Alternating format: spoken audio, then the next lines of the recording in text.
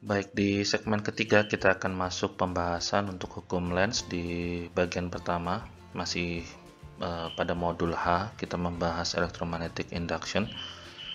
Oke, kita lanjut. Baik, kita lanjutkan ke slide 8, hukum Lenz.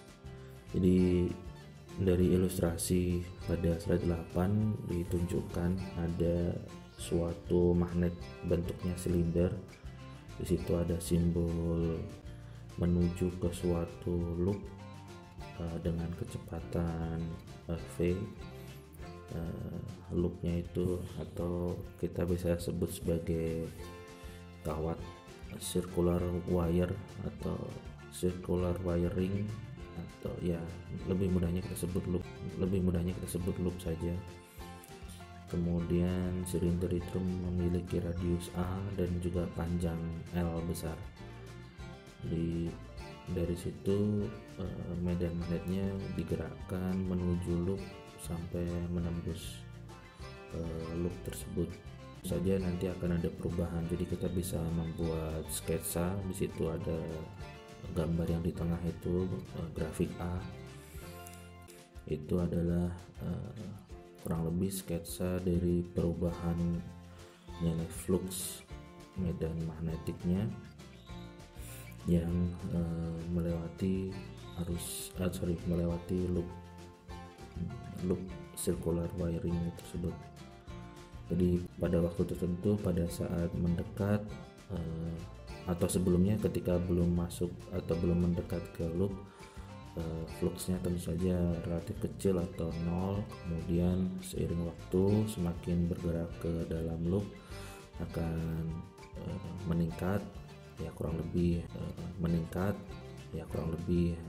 langsung meningkat cukup tajam secara eksponensial mungkin. Kemudian setelah sebagian dari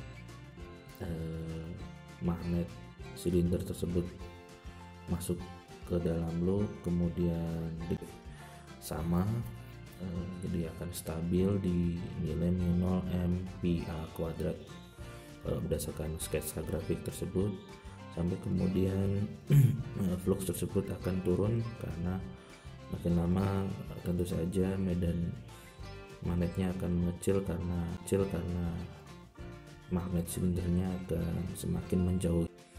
Nah, kemudian dari situ bisa dibuat sketsa berkaitan dengan nilai atau grafik EMF atau epsilonnya terhadap waktu. Itu ada yang ke arah negatif dan juga ke arah yang positif berdasarkan perbedaan flux. Nah, itu bisa dilihat dari persamaan tadi minus d flux per dt tadi. Oke. Nah, di sini kita berbicara dengan berkaitan dengan hukum Lenz. Ya, hukum Lenz ini tujuannya itu membantu kita untuk menentukan arah yang tepat dari interaksi dari medan magnetik dan juga conducting loop untuk arus listrik yang terinduksi ini. Jadi hukum Lenz menyatakan bahwa kelakuan alami akan secara umum tidak menyukai adanya perubahan flux. Jadi secara umum dari hukum Lenz itu menyatakan adanya sifat bahwa perubahan flux atau perubahan flux dalam suatu loop itu cenderung akan tidak disukai secara sederhana seperti itu, atau dalam loop conducting loop ketika ada perubahan flux magnetik itu cenderung akan tidak disukai, sehingga nanti akan muncul arah yang berlawanan. arus terinduksi akan mengalir pada suatu arah yang diproduksi oleh flux cenderung untuk melawan perubahan flux. Induksi Faraday seperti fenomena inersia. Jadi suatu konduksi akan cenderung mempertahankan suatu flux yang konstan. Jika ada perubahan flux tersebut akan merespon dengan mengirimkan suatu arus pada arah tertentu perubahan tersebut, yang meskipun besarnya relatif kecil atau sangat kecil.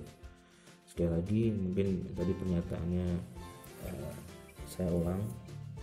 Di suatu loop konduksi atau conducting loop akan cenderung mempertahankan suatu flux yang konstan jika ada perubahan konstan. Jika ada perubahan flux, loop tersebut akan merespon dengan mengirimkan suatu arus pada arah tertentu untuk melawan perubahan tersebut meskipun besarnya cukup kecil. Itu yang disebut nature abhors a change in flux. Nature abhors a change in